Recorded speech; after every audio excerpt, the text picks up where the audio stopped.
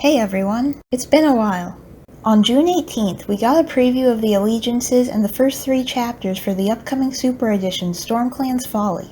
This is a book I've definitely been looking forward to. Last year's Super Edition, Ivypool's Heart, told us about the story of StormClan and set the stage for this exciting Super Edition that will take us further in depth into the tragedy of StormClan.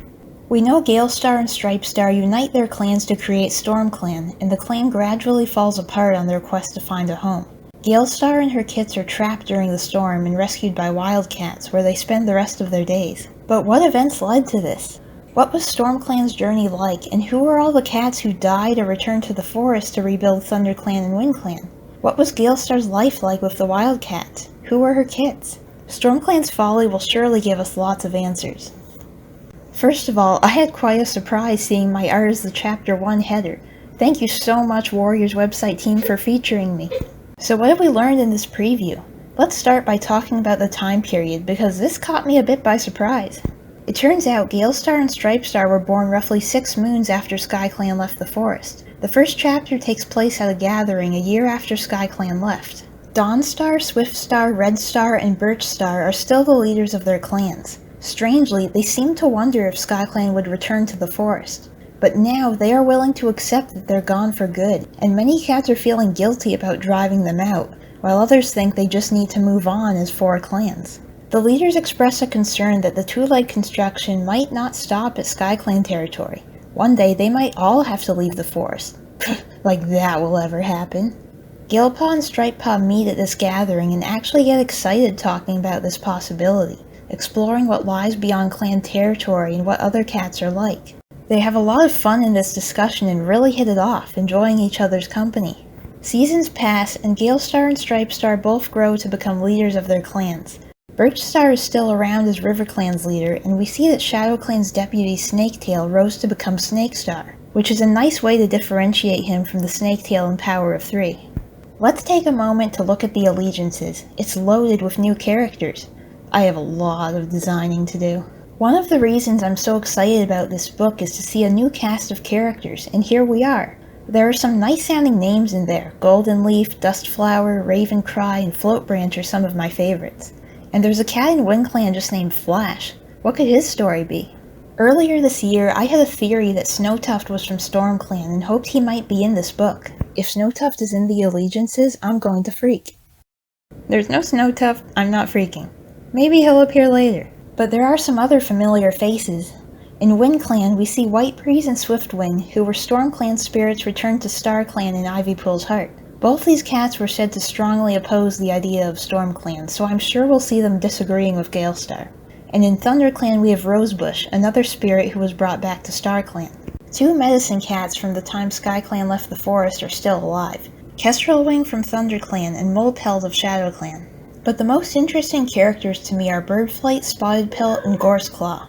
Birdflight was Cloudstar's mate, but when it came time for SkyClan to leave the forest...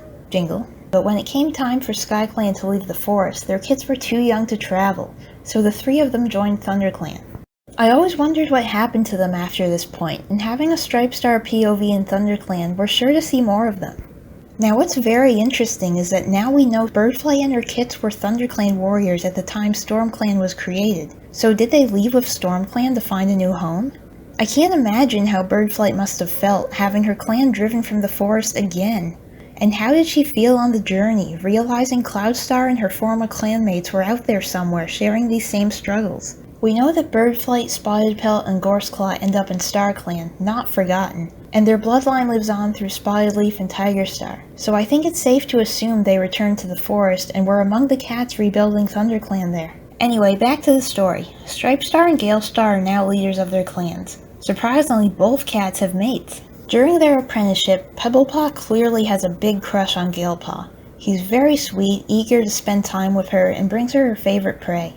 Galestar is aware of all this, and though she has feelings for Stripepaw, she seems to accept that Pebblepaw is going to be her mate.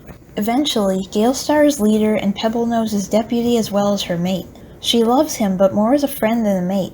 He never makes her heart sore like Stripestar did, and after fruitless attempts to have kits, they end their relationship, seemingly on good terms. Pebblenose supports her, and she values him greatly as a friend and deputy.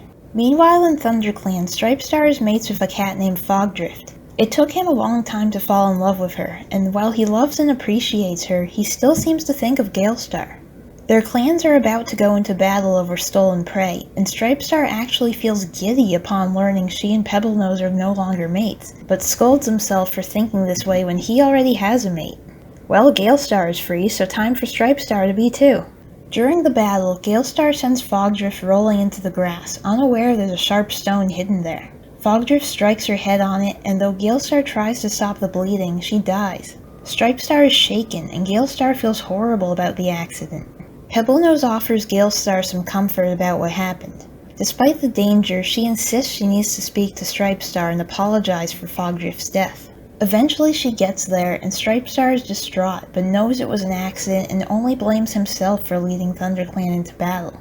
ThunderClan and WindClan are both low on prey, and Stripestar's spirits are lifted as he suggests their clans work together to take Sunning Rocks from RiverClan, guaranteeing more prey for ThunderClan. In return, he'll let WindClan continue hunting on his territory. Galestar agrees to join him in an attack. And that's where we are right now. They probably will succeed in taking Sunning Rocks, 2 clans against 1, and that's going to stir up anger within RiverClan and ShadowClan. Of course they're threatened by these clans coming together. This period being after SkyClan's departure definitely fits. The forest had been 5 clans for ages. If suddenly it could become 4 clans, why not 3, or even 2 after StormClan leaves? It's an era where their community has continued undergoing changes, and the cats probably aren't sure if there even needs to be a certain number of clans. Maybe all these clans could exist in different lands, not joined by borders. It caught me by surprise that Stripestar and Galestar had previous mates. It shows that though they still thought of each other as they grew, they built lives within their own clans. I think this works out better for Galestar's story, showing that she tried to have true feelings for Pebblenose, but he just didn't click with her the way Stripestar did. As for Stripestar, his situation seems different. Though it took time, he did love Fogdrift. But when he hears Pebblenose is no longer Galestar's mate, he's giddy. So did he always love Galestar more than Fogdrift? Or was Galestar just a crush that never really went away? Hopefully the rest of the book sheds some light on this. I'd like to think Stripestar doesn't move on from Fogdrift that quickly. And how will Pebblenose react to Galestar's relationship with Stripestar? Will he continue being her dear supportive friend, or will he be jealous? I'm also curious who StormClan's deputy will be, Pebblenose or Tinyclaw. If it isn't a joint position, I'm guessing one of them dies just before the clans combine to make it easy. I'm really glad we're getting POVs from both Galestar and Stripestar.